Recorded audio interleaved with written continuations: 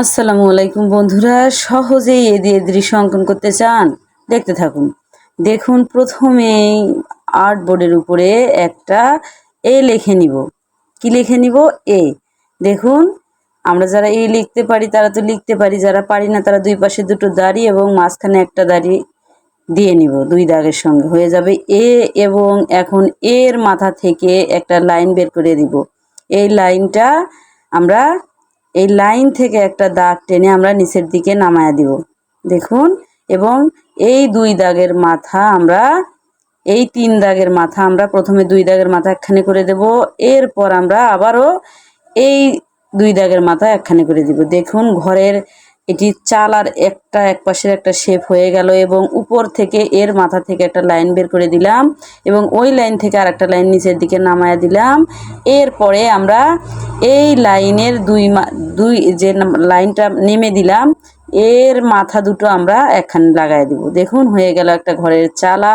এখন ঘরের নিচের শেপটি আমরা তৈরি করে নিব। এর জন্য লম্বা করে চালা থেকে একটা দাগ টেনে এই পাশে থেকে আর একটা দাগ টেনে ছোট করে এই পাশে থেকে আর একটা দাগ টেনে নিব। তিনটা দাগ, মাঝের দাগটা বড় হবে, দুই পাশের দুটো সমান। এবং প্রথমে এই পাশের দাগ দুটো দুটো একখানে করে দিব একটা দাগ দিয়ে এবং ওই দাগটা আবার ডাবল করে দিব। সেম প্রসেসে একটা দাগ দিয়ে নিব, ওই দাগটা আবার ডাবল করে দিব। দেখুন, এটা হচ্ছে ঘরের পিরালি। হয়ে গেল সুন্দর একটি ঘর। এখন এঁকে নিব ঘরের দরজা। দেখুন, দুটো দাগ দিয়ে দুই মাথা একখানে করে দিলাম, হয়ে গেল ঘরের দরজা। এখন এঁকে নিব ঘরের জানালা। দেখুন, দুই পাশে দুটো ছোট করে দাগ দিয়ে দুই মাথা একসঙ্গে লাগাই দিলাম, হয়ে গেল ঘরের জানালা। সুন্দর একটি ঘর, ঘরের দরজা, জানালা এন্ড পিরালি হয়ে গেল। এখন দেখুন, আমরা ঘরের পাশে বেড়া দিয়ে নিব। এর জন্য ঘরের মাঝামাঝি থেকে আমরা পিরালি থেকে একটু উপরে এরকম করে লম্বা করে পরপর একটি দুটি এবং ওই দুটির উপরে যে দাগটি থাকবে ওটি ডাবল করে দিব। এরপরে আমরা এরকম এরকম করে আবারও সোজা করে একটি দুটি এরকম দুটি তিনটি করে দাগ টেনে নিব। দেখুন, এটা হচ্ছে ঘরের পাশের বেড়া।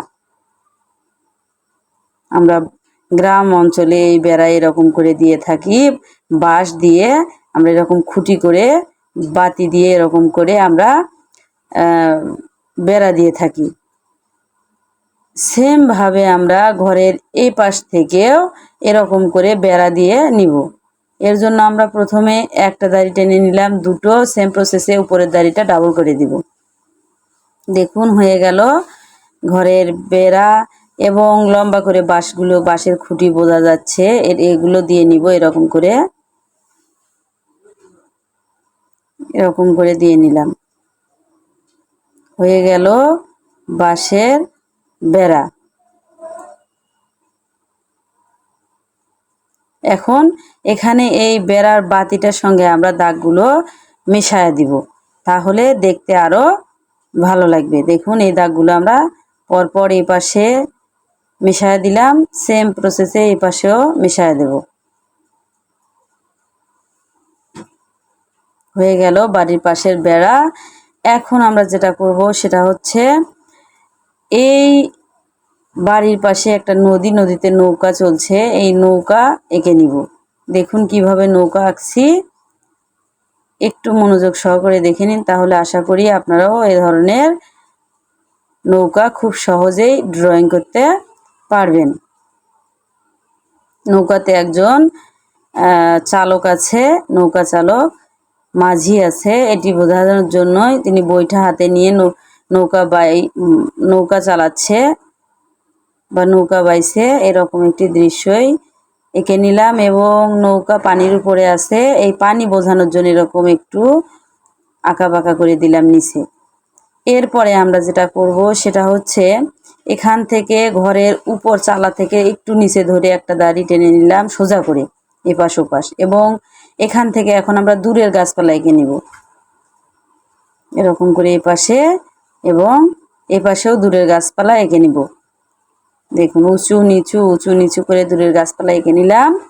এরপরে এঁকে নিব বাড়ির পিছনে কলার গাছ। আমাদের গ্রাম অঞ্চলে এরকম বাড়ির পিছনে কলার গাছ থাকে। দেখুন কত সহজে কলার গাছের পাতাগুলো আমরা অঙ্কন করে নিচ্ছি।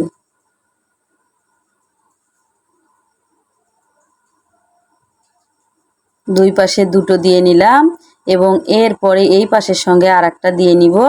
এরপর এই পাশ থেকে আমরা আরেকটা দিয়ে নিব। এই মাঝে থেকে আমরা আরেকটা পাতা দিয়ে নিব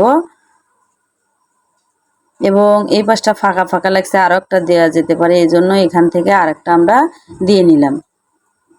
হয়ে গেল সুন্দর একটি দৃশ্য। জানি না দৃশ্যটি কেমন লেগেছে। ভালো লাগলে like, comment, share and subscribe করে পাশে থেকেও এবং পাশে থাকা বেল আইকনটি অন করে দিও, যাতে এ ধরনের ভিডিও ছাড়ার সঙ্গে সঙ্গে নোটিফিকেশন আপনাদের কাছে পৌঁছে যায়। ধন্যবাদ আবারও সবাইকে ভিডিওটি প্রথম থেকে শেষ পর্যন্ত দেখার জন্য।